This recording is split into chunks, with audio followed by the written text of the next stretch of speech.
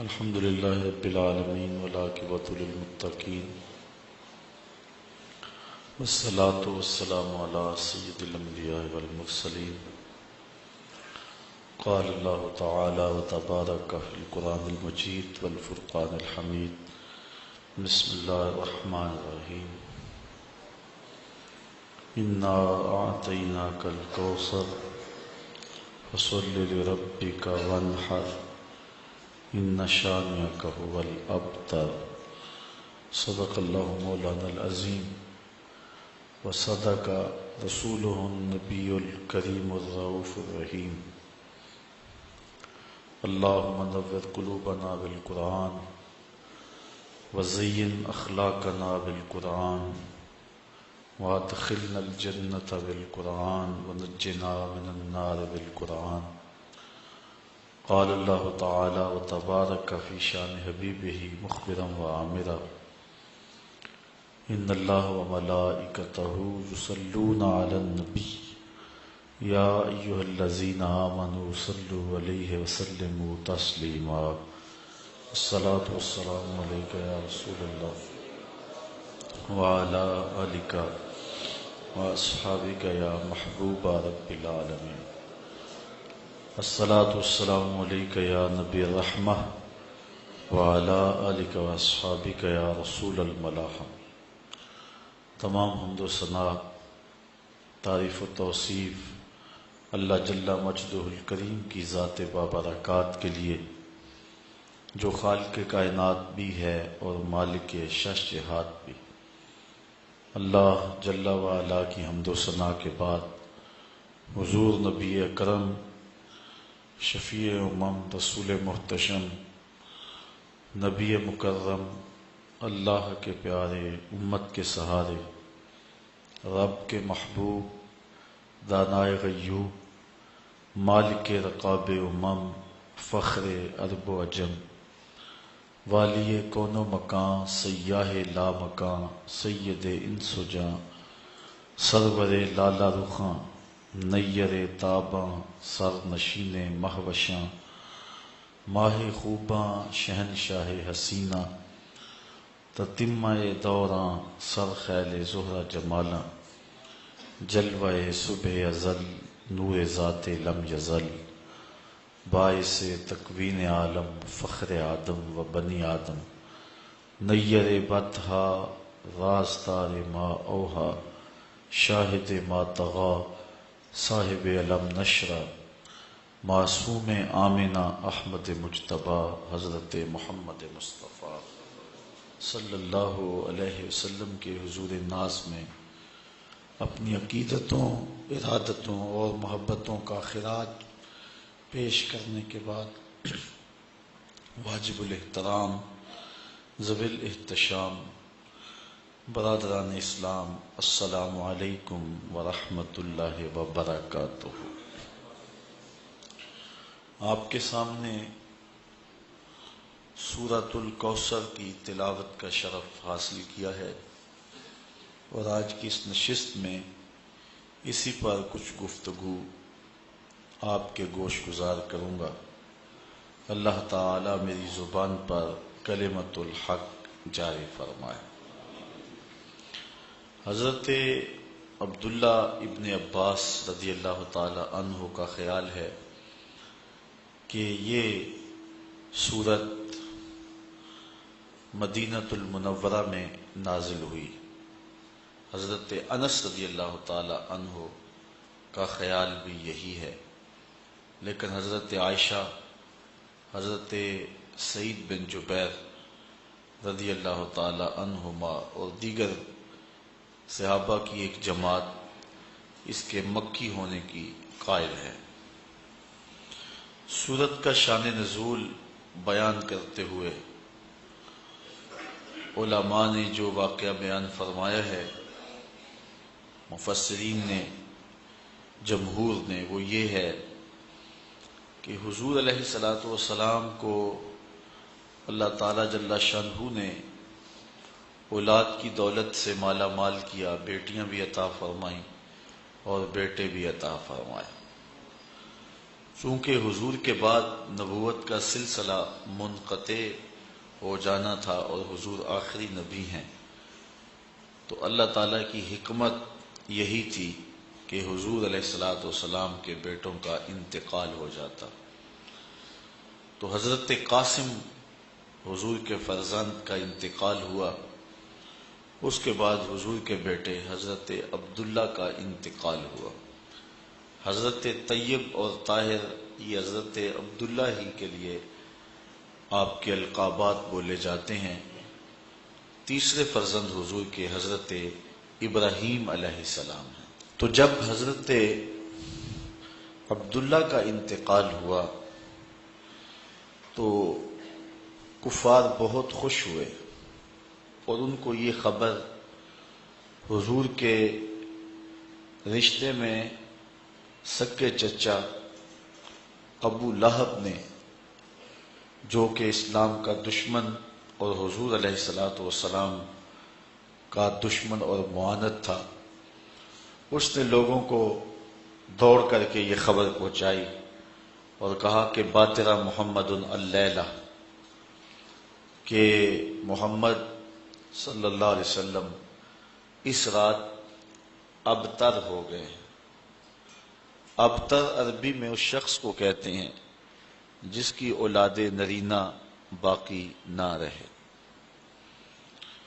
تو کافر اس خبر پہ بہت زیادہ خوش ہوئے، اور انہوں نے کہا کہ اب اگر یہ شخص اپنے سلسلے کو پھیلا بھی لیتا ہے تو یہ اس کی زندگی تک ہی ہوگا، بعد میں اس دین کا کوئی نام لینے والا نہیں رہے گا، اس لیے کہ جب اس کی اپنی اولاد نرینہ نہیں رہی تو پھر جانشینی اور اس پیغام کے ابلاغ کے لیے آگے کون بڑھے گا اور اس پیغام کو کون آگے پھیلائے گا۔ اور ایک روایت میں آس بن وائل، یہ وہ بدبخت شخص ہے کہ جس نے حضور علیہ الصلاۃ والسلام کو یہ طعنہ دیا کہ آپ ابتر ہیں، تو اس پر یہ سورت، جسے سورہ الکوثر کہا جاتا ہے اور اس کے اور بھی متعدد نام ہیں، نازل ہوئی۔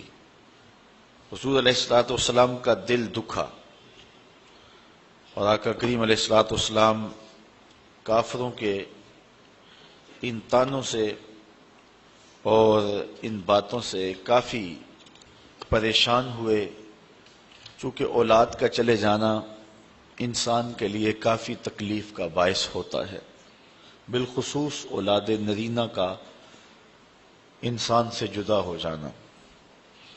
تو ایک دکھ حضور کے دل پر یہ تھا، دوسرا اس موقع پر اخلاقی حدوں کو پھلانگ کر کے انہوں نے طعنہ زنی کا آغاز کیا اور حضور علیہ الصلاۃ والسلام کو ذہنی اور قلبی تکلیف پہنچائی۔ تو آقا کریم علیہ الصلاۃ والسلام جب ازردہ خاطر ہوئے، دل اطہر زخم زخم ہوا، پہلے ہی اس راستے میں بڑے دکھ سہے تھے، تکالیف، آلام اور مصائب حضور نے برداشت کی تھیں، راہ دین میں انہیں بدنی، ذہنی اور قلبی تکلیفات برداشت کرنا پڑی تھیں، کانٹے بچھائے گئے، گڑھے کھودے گئے، اجریاں ڈالی گئیں، گلے میں کپڑا ڈال کے تاؤ دیا گیا، اور مکے کے بازاروں میں حضور کے ساتھ جو سلوک ہوا، آپ تاریخ پڑھیں تو کلیجہ منہ کو آتا ہے کہ حضور نے کس قدر محنت اور کوشش اور تگ و تاز اور جد و جہد فرمائی اور راستے میں آنے والی ہر تکلیف کو برداشت کیا۔ ایک دن حضور گھر تشریف لائے تو کسی کافر نے حضور کے سر انور پہ کوڑا ڈالا ہوا تھا، تو حضرت سیدہ فاطمہ رضی اللہ تعالی عنہا پانی کا کوزہ لے کر آئیں اور اپنے باپ کا سر دھو رہی ہیں اور ساتھ آنسو بہائے جا رہی ہیں، اور آقا کریم علیہ السلام اپنی بیٹی کو تسلی دیتے ہیں۔ کتنی پامردی کے ساتھ، کتنی جرأت کے ساتھ اور کتنے حوصلے کے ساتھ ان سارے حالات کا حضور نے سامنا کیا، لیکن حضور کا فرزند انتقال کر گیا۔ حضرت عبداللہ فوت ہوئے تو قلب اطہر پہ بیٹے کی جدائی کا صدمہ بالکل تازہ تھا کہ کافروں نے اس کا بھی مذاق اڑایا، جبکہ ہمارے اس گئے گزرے معاشرے میں بھی دشمن کے ہاں کوئی ایسا واقعہ ہو جائے تو لوگ اپنی زبان بند کر لیتے ہیں، کہتے ہیں یہ 4 دن صدمے کے ہیں، یہ کاٹ لے پھر دشمنی کریں گے۔ لیکن وہ اسلام کے کتنے سخت معاندین تھے کہ جنہوں نے اس موقع پر بھی طعن و تشنیع کے تیروں کا رخ نہ موڑا اور حضور کو تکلیف پہنچائی، اور اس بات پر بھی ابتر ہونے کا طعنہ دیا۔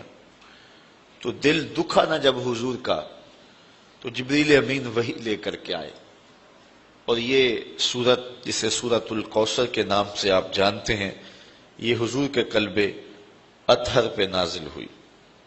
ارشاد ہوا انا آتیناک الکوثر، محبوب ہم نے آپ کو کوثر عطا کیا۔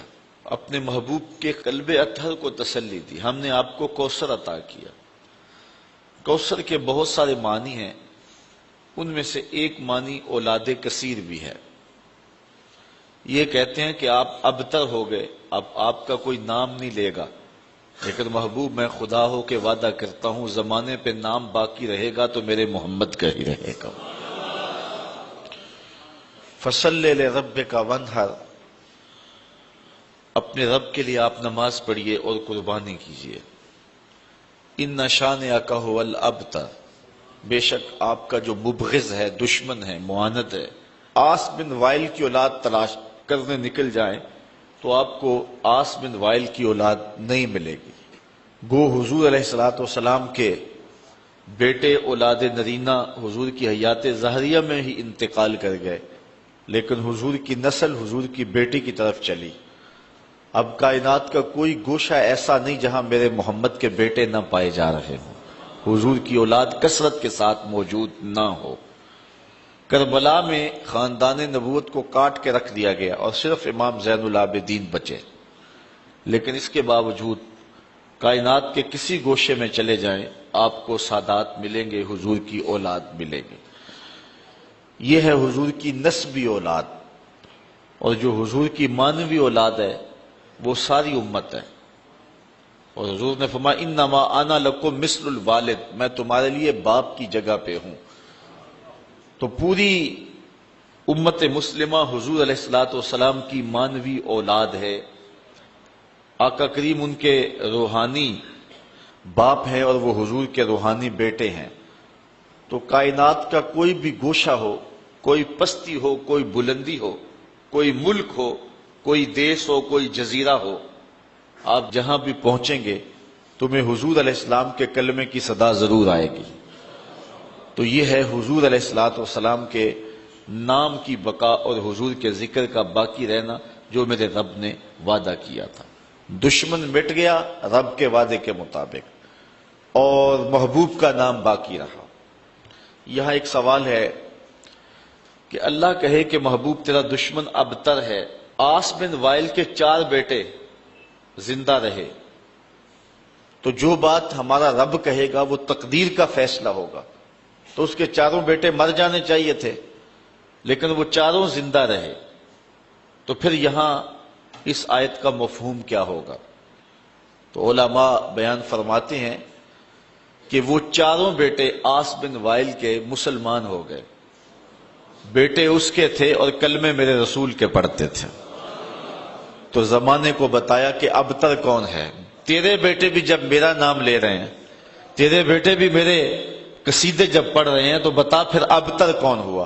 تیرا نام باقی نہیں ہے، اور مصطفیٰ کریم علیہ السلام کا نام آج بھی باقی ہے۔ اور اس دور میں بھی ابو جہل کا بیٹا اکرمہ اسلام کی دولت سے مالا مال ہوتا ہے اور اسی راہ میں اپنی جان قربان کرتا ہے۔ اس طرح باقی جتنے بھی بڑے بڑے کفار تھے ان کے سارے بیٹے ساری اولادیں حضور علیہ السلام کی غلامی میں آ گئیں اور حضور علیہ السلام کے حلقہ ارادت میں شامل ہو گئی۔ فتح مکہ کے دن 10,000 صحابہ کے ساتھ حضور مکے میں داخل ہوئے تو ان لوگوں نے حضور علیہ السلام کے سامنے پیش ہو کے معذرت کی، اپنے دروازے کھول دیے، حضور کا استقبال کیا، اور پھر پوری کائنات پر حضور علیہ السلام کی عظمت کا ڈنکا بجنے لگا، اور آقا کریم علیہ الصلوۃ والسلام کے دین کا غلبہ اس انداز میں اور اس صورت میں ہوا کہ ایک شخص بھی مکے کے اندر اب کافر موجود نہیں ہے، اور حضور علیہ السلام کی زندگی اور حیات ظاہریہ کے اندر ہی تمام کا تمام مکہ جو ہے وہ اہل ایمان سے بھر گیا تھا۔ تو یہ حضور علیہ الصلوۃ والسلام کی عظمت ہے جس کا بیان ہے۔ اب تھوڑی سی گفتگو اس صورت پر آپ کے گوش گزار کرنا چاہوں گا۔ اللہ تعالیٰ جل شانہ نے ارشاد فرمایا انا آتیناک الکوثر، بے شک ہم نے آپ کو کوثر عطا کیا۔ یہاں اتینا کے لفظ نہیں ہے، آتینا کے، یعنی اتینا اگر ہوتا تو اس کا معنی ہوتا ہم نے آپ کو کوثر دیا، اور جو چیز دی جائے وہ واپس بھی لے لی جاتی ہے، لازمی نہیں ہے کہ وہ واپس نہ لی جائے، واپس لینا چاہے دینے والا تو وہ لے بھی سکتا ہے، یہ ہے کسی چیز کا دینا، اور یہ اتینا نہیں آتینا ہے، تو اس کا معنی جو ہے عطا کرنا، یعنی یہاں یہ معنی نہیں ہے کہ ہم نے کوثر دیا، بلکہ کوثر دیا اس معنی میں ہے کہ ہم نے آپ کو کوثر دے دیا۔ تو جو چیز دی جائے وہ قابل واپسی بھی ہوتی ہے، اور جو دے دی جائے تو اس فرق کو آپ سمجھتے ہیں کہ پھر وہ واپس نہیں لی جاتی۔ تو اللہ تعالیٰ جل شانہ نے اپنے محبوب کو فرمایا کہ اے محبوب ہم نے تمہیں کوثر دے دیا، ہم نے تمہیں خیر کثیر عطا کر دیا، دے دیا۔ تو اللہ تعالیٰ جل شانہ کی یہ عطا خاص ہے جو محبوب علیہ الصلوۃ والسلام کو عطا کی گئی۔ دوسرا لفظ ہے کوثر۔ کوثر ہر کثرت کو کہتے ہیں،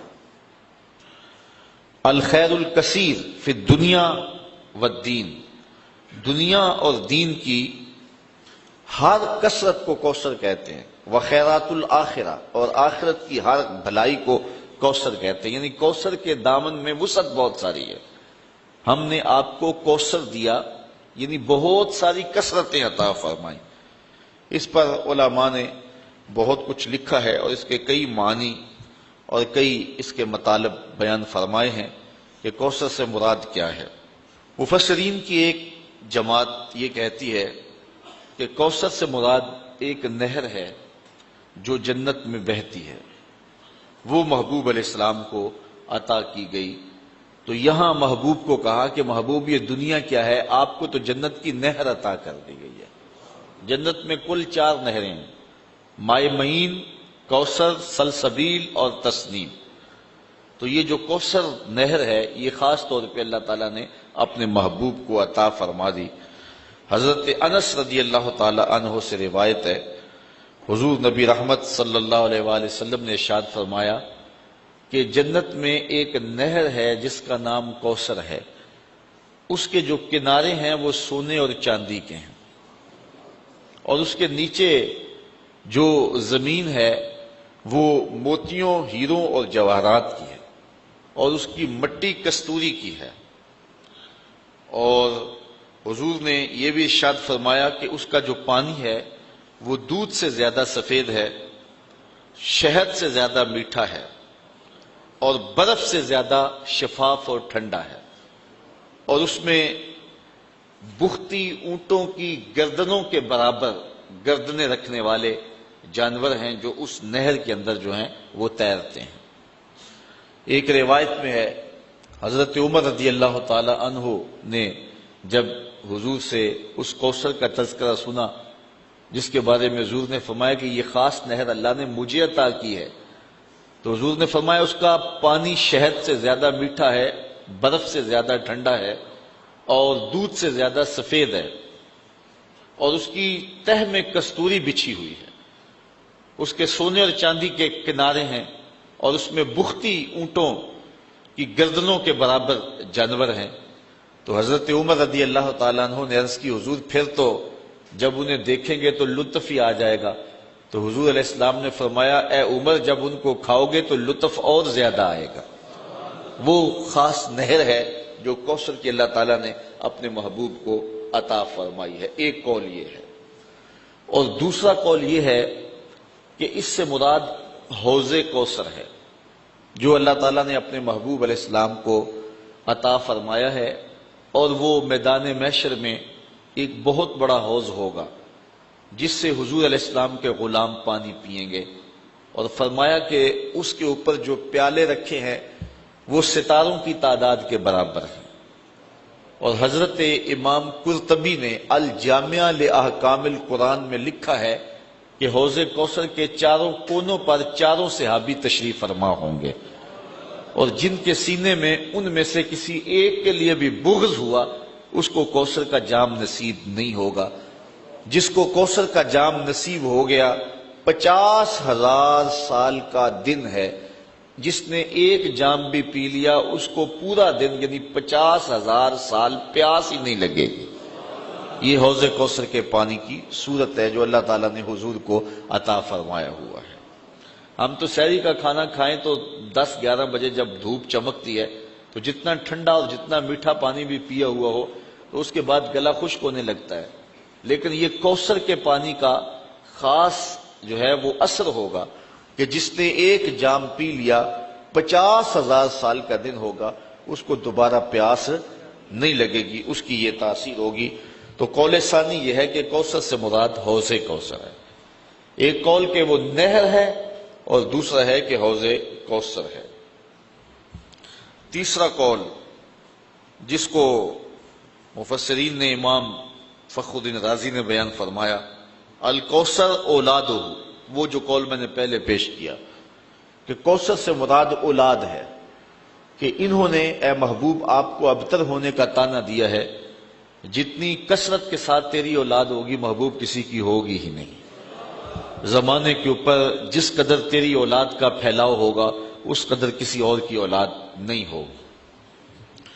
چوتھا قول کوثر سے مراد جو بیان کیا گیا ہے وہ ہے علماء امت ہی، حضور علیہ الصلوۃ والسلام کی امت کے علماء، یہ کوثر سے مراد ہے۔ اللہ تعالیٰ نے اپنے محبوب علیہ الصلوۃ والسلام کے پیغام کو جاری رکھنے کے لیے جلیل القدر ہر دور میں علماء دیے جنہوں نے دین کے کام کو آگے بڑھایا۔ پچھلے نبیوں کے کام کو آگے بڑھانے کے لیے ان کے صحابی اور ان کے علماء ایک وقت تک کام کرتے رہے، لیکن اس کے بعد ان کے اندر دنیا داری ایسی آ گئی کہ بس انہوں نے ان کے پیغام کو جو ہے وہ مسخ کر کے رکھ دیا، اور حتیٰ کہ ان کا پیغام اس کو ملیا میٹ کر دیا۔ پھر نئی کتاب کی اور نئے نبی کی ضرورت آئی تو نئی کتاب آئی اور نیا نبی آیا اور شریعت لے کر کے آیا اور لوگوں کو اس نے پیغام حق دیا۔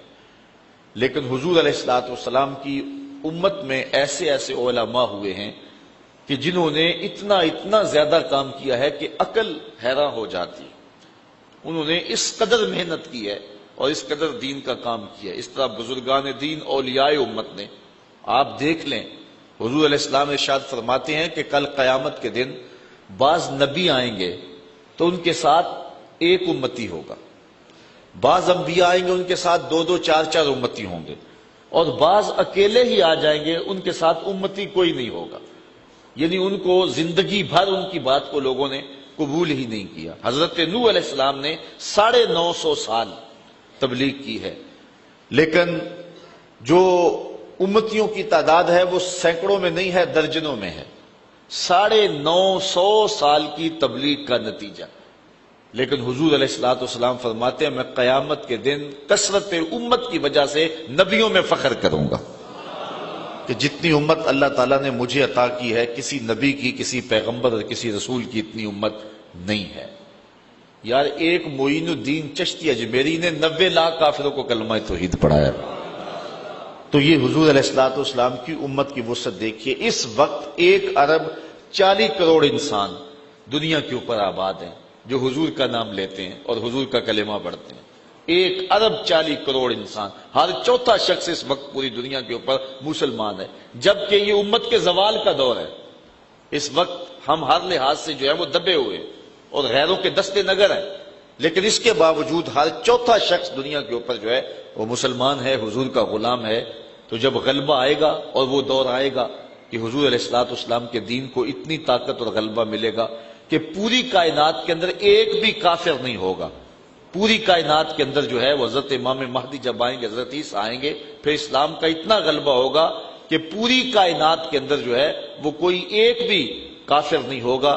جدھر نظر اٹھائیں گے حضور کے سچے غلام ہی نظر آئیں گے آپ کو، وہ وقت بھی اللہ تعالیٰ نصیب فرمائے گا۔ تو 14 صدیوں سے یہ سلسلہ آ رہا ہے اور قیامت تک جاری رہے گا۔ تو حضور فرمایا میں کل قیامت کے دن کثرت امت کی وجہ سے نبیوں پر فخر فرماؤں گا۔ تو اس امت کے علماء نے غزالی اور رازی جیسے لوگ، امام احمد بن حنبل جیسے، امام اعظم ابو حنیفہ جیسے، امام شافعی، امام مالک، امام بخاری، امام مسلم، امام ترمذی جیسے لوگوں نے آ کر کے اس دین کے کام کو آگے بڑھایا۔ تو کوثر سے مراد جو ہے وہ علماء امت ہیں جو حضور علیہ الصلوۃ والسلام کو عطا کیے گئے، اور اتنے علماء کثرت کے ساتھ کسی اور نبی کو نہیں عطا کیے گئے۔ اس لیے علماء حضور کے دین کے کام کو آگے بڑھاتے ہیں۔ کافروں نے کہا تھا بیٹا فوت ہو گیا تو اب یہ کام رک جائے گا، اللہ تعالیٰ فرمایا محبوب ہم نے تمہیں کوثر دیا، یعنی ہم نے تیری امت کے لیے علماء کا انتخاب کیا، اور وہ علماء ایک ایک شخص اٹھے گا اور دین کے جھنڈے کو اٹھائے گا اور پوری دنیا کے اوپر دین کو غالب کر دے گا۔ تو یہ چوتھا قول ہے۔ پانچواں قول الکوثر هو النبوہ، کوثر سے مراد نبوت ہے جو حضور علیہ السلام کو عطا کی گئی۔ گو باقی نبیوں کو بھی یہ نبوت عطا فرمائی گئی ہے، لیکن حضور علیہ الصلوۃ والسلام کی نبوت اور حضور علیہ الصلوۃ والسلام کی جو رسالت ہے وہ باقیوں سے ممتاز ہے۔ باقی نبیوں کو بھی معجزات دیے گئے ہیں، لیکن حضور علیہ السلام کو جو معجزات دیے گئے ہیں وہ باقیوں سے ممتاز ہیں۔ اس پر ایک لمبی بحث ہے جو امام رازی نے فرمائی ہے۔ انبیاء علیہ السلام کے درجات کا ذکر کیا ہے، پھر حضور کے مرتبے کا ذکر کیا ہے۔ سب کو درجے دیے گئے ہیں، نبوت کے کمالات دیے گئے ہیں، لیکن جو نبوت حضور کو اور جو کمالات حضور کو دیے گئے ہیں وہ حضور کو ہی دیے گئے ہیں۔ تلک الرسل فضلنا بعضهم علی بعض منہم من کلم اللہ ورفع بعضهم درجات۔ اللہ تعالیٰ ارشاد فرماتا ہے یہ رسول ہیں جن کو ہم نے ایک دوسروں پر فضیلت دی ہوئی ہے، ان میں سے کوئی ایسا ہے جس سے رب نے کلام کیا، اور ان میں سے کوئی ایسا بھی ہے کہ جو درجوں میں سب سے فضیلت اور بلندی پا گیا، اور اس سے مراد میرے اور آپ کے آقا و مولا حضور نبی رحمت صلی اللہ علیہ وآلہ وسلم ہے۔ حضور وہاں تک گئے اور وہ بلندیاں حضور کو نصیب ہوئیں جو کسی اور کا مقسوم نہیں ہے۔ کوئی فلک تے رہ یار گیا، کوئی جا سدرا تے ہار گیا، ایک کالیاں زلفاں والا سی جڑا عرش تو بھی لنگ پار گیا۔ جو حضور کو کمالات دیے گئے ہیں، حضور کو جو رفتیں دی گئی ہیں، وہ کسی اور کو نصیب نہیں ہوئی۔ تو یہاں سے نبوت مراد ہے، اور پھر حضور کو وہ جو کمالات دیے گئے ہیں نبوت کے، وہ حضور علیہ السلام کے علاوہ کسی اور کو نصیب نہیں ہوئے۔ چھٹا قول جو امام فخر الدین رازی نے بیان کیا ہے، وہ فرماتے ہیں الکوثر هو القرآن، کوثر سے مراد قرآن ہے، اور قرآن کی فضیلت حصر اور شمار میں نہیں آتی۔ یعنی اللہ تعالیٰ نے اپنے محبوب کو جو خیر کثیر عطا فرمائی ان میں سے ایک چیز جو ہے وہ قرآن ہے، اور قرآن کے فضائل اتنے ہیں کہ جن کو آپ شمار میں نہیں لا سکتے۔ باقی نبیوں کو بھی معجزات دیے گئے ہیں، لیکن ان کے معجزات ان کے ساتھ ہی چلے گئے، جب وہ اس دنیا سے گئے تو معجزات بھی ساتھ لے گئے۔ اور حضور کا سب سے بڑا معجزہ معجزہ قرآن ہے۔ حضور 14 صدیاں بیت گئیں اس دنیا سے پردہ فرما گئے ہوئے ہیں، لیکن حضور کا زندہ معجزہ آج بھی ہمارے پاس اصلی حالت میں موجود ہے، اور آج بھی ہم سر پہ اٹھا کے سینے پہ لگا کے اپنے پیغمبر کی صداقت کی گواہی دے سکتے ہیں۔ ساتواں قول حضرت امام رازی نے یہ بیان کیا الکوثر الاسلام، کوثر سے مراد جو ہے وہ اسلام ہے، اس لیے کہ دنیا اور آخرت کی بھلائیاں اسلام سے حاصل ہوتی ہیں۔ اسلام نہیں ہے تو دنیا کے اندر بھی خیر نہیں ملتا اور آخرت میں بھی بھلائی نصیب نہیں ہوتی۔ تو اللہ تعالیٰ نے اپنے محبوب کو جو فرمایا کہ ہم نے تمہیں کوثر عطا کیا، تو اس کا مطلب ہے ہم نے آپ کو خیر کثیر عطا فرمایا۔ 8واں قول الکوثر کثرت الاتباع والاشیاء، یہ وہی بات ہے جو علماء کے زمرے میں آپ کی گوش گزار کر دی کہ حضور کے ماننے والوں کی کثرت ہے، یعنی باقی لوگوں کو یہ کثرت نہیں دی گئی جو حضور کو دی گئی ہے۔ میں نے حضرت نوح علیہ السلام کا ذکر کیا ہے کہ انہوں نے 950 سال تبلیغ فرمائی ہے، یہ ان کی عمر تبلیغ ہے، ویسے ان کی زندگی زیادہ ہے لیکن عمر تبلیغ 950 سال ہے، لیکن صرف درجنوں لوگ اسلام لائے۔ حضور کی کل ظاہری حیات 63 برس ہے، 40 سال تک اعلان نبوت ہی نہیں کیا، باقی 23 سال حضور نے کام کیا ہے۔ ان 23 سالوں کے اندر پہلے جو 13 سال مکی ہیں انتہائی کٹھن حالات میں گزرے۔ مدینے میں چلے گئے تو پہلے جنگوں میں الجھا دیا گیا، اس کے بعد کچھ سال موقع ملا، چلو آپ پورے 23 سال شمار کر لیں، تو ان 23 سالوں کے اندر حجۃ الوداع کے موقع پہ جو لوگ حضور علیہ السلام کے سامنے کھڑے تھے، حج کرنے کے لیے آئے تھے، ان کی تعداد 1,44,000 تھی۔ یہ صرف 23 سال کا نتیجہ، جو گھروں میں ہے سارے حج پہ نہیں آئے۔ میں نے کہیں پڑھا ہے کہ اس وقت مسلمانوں کی کل تعداد جب حضور نے وصال کیا ہے 6.5 لاکھ کے قریب تھی۔ صرف 23 سالوں کے اندر اس کٹھن حالات میں مکے کے لوگ کتنے سخت تھے اور عرب کے لوگ کتنے کٹھن تھے، اور وہ اپنے ان پچھلے عقائد پر کتنی سختی سے ڈٹے اور جمے ہوئے تھے، ان سے جو ہے وہ اسلام کی طرف ان کو لانا یہ کتنا جان جوکھوں کا کام تھا، اور یہ صرف 23 سال کے اندر ہوا۔ کوئی جو ہے وہ سپورٹ نہیں تھی۔ اللہ تعالیٰ نے اپنے محبوب کو جو یتیم پیدا کیا ہے تو اس کی حکمتوں میں سے علماء نے یہ بیان کیا کہ کل کوئی یہ نہ کہے کہ انہیں خاندانی سپورٹ ہوئی اور مالی سپورٹ ہوئی تب یہ کام کر کے، یہ دیکھو پیدا ہوتے باپ بھی نہیں ہے۔ پھر جو ہے وہ ماں انتقال کر گئی 6 سال کی عمر میں، پھر چچا نے جو ہے وہ ذمہ داری لی، لیکن جب نبوت کی ذمہ داریاں حضور کے کندھوں پہ آئیں اور حضور نے پیغام کا ابلاغ کرنا شروع کیا، تھوڑے دن ہوئے تو جو ہے وہ بھی انتقال کر گئے۔ آج کل تو تنظیمیں اور آج کل شخصیات کو جو ہے وہ ایجنسیاں آگے لاتی ہیں، سیاسی اور مذہبی تنظیمات کو وہ پروموٹ کرتی ہیں، لیکن مشکل کام ہوتا ہے کہ بغیر کسی کی سپورٹ کے آگے آنا۔ اب یہ دیکھو کار نبوت، حضور علیہ الصلوۃ والسلام کی ذمہ داری، اور آقا کریم علیہ الصلوۃ والسلام پیدا ہوئے باپ بھی نہیں ہے، ماں بھی انتقال کر گئی، چچا بھی انتقال کر گئے، خاندان والے خود مخالفت کر رہے، ابو لہب مقابلے میں کھڑا، سکا چچا لگتا ہے، اور پھر حضور اٹھ کر کے اس پیغام کو کس طرح غالب کر دیا، اور صرف 23 سالوں کے اندر 6.5 لاکھ کے قریب لوگوں کو اسلام کی طرف مائل کر دیا، اور لوگ پھر ایماندار کیسے پختہ ایماندار تھے، اللہ اکبر۔ اگر بلال کی کہانی پڑھو، ابو بکر اور عمر عثمان کی کہانی پڑھو، مولا کائنات کی کہانی پڑھو، حضرت سلمان فارسی کی کہانی پڑھو، حضرت ابو ذر غفاری کی کہانی پڑھو، تو آپ حیرت زدہ ہوں گے کہ یہ کیسے لوگ ہیں، کیسی جماعت تیار کی، کیسے لوگ تیار کیے۔ ان کے اندر محبت کے جذبے کتنے فراواں تھے، انفاق کے جذبے کتنے فراواں تھے، ان کے اندر اخلاقیات کتنی بلند تھی، جذبہ جہاد کتنا فراواں تھا۔ صرف 23 سالوں کے اندر ایک انقلاب بپا کر دیا۔ مورخ اسلام حفیظ جلندری کہتا ہے وہ کڑکا تھا ایک بجلی کا، یا کہ صوت ہادی، عرب کی زمین جس نے ساری ہلا دی۔ صرف 23 سالوں کے اندر وہ سالے انقلاب بپا کیا کہ دنیا حیرت زدہ رہ گئی کہ یہ ہوا کیا۔ ایک عرب نے آدمی کا بول بالا کر دیا، خاک کے ذروں کو ہم دوش سریا کر دیا۔ تو یہ حضور کا کام تھا جو مختصر عرصے میں حضور نے کیا۔ تو کوثر سے مراد کثرت متبعین ہیں جو حضور علیہ الصلوۃ والسلام کی اتباع کرنے والے ہیں۔ 9واں قول علماء بیان فرماتے ہیں الفضائل الکثیر اللاتی فیہ، کہ حضور علیہ الصلوۃ والسلام کے کثرت کے ساتھ فضائل ہیں۔ ان میں سے ایک یہ کہ حضور کی امت جو ہے وہ تمام نبیوں کی امتوں سے افضل ہے، اور حضور تمام نبیوں سے افضل ہیں، اور حضور علیہ الصلوۃ والسلام کو اللہ تعالیٰ نے جو سب سے افضل کتاب ہے قرآن مجید وہ عطا فرمائی، یعنی حضور علیہ السلام کو ہر شے فضیلت والی عطا کی۔ کتاب دی تو وہ کتابوں سے افضل، امت دی تو وہ امتوں سے افضل۔ کوثر سے مراد ایک قول امام راضی یہ بیان کرتے ہیں الکوثر رفعت الذکر، کوثر سے مراد ذکر کی رفعت ہے، یعنی کائنات پہ جتنا ذکر میرے رسول کا ہوا کسی اور کا ہوا ہی نہیں ہے۔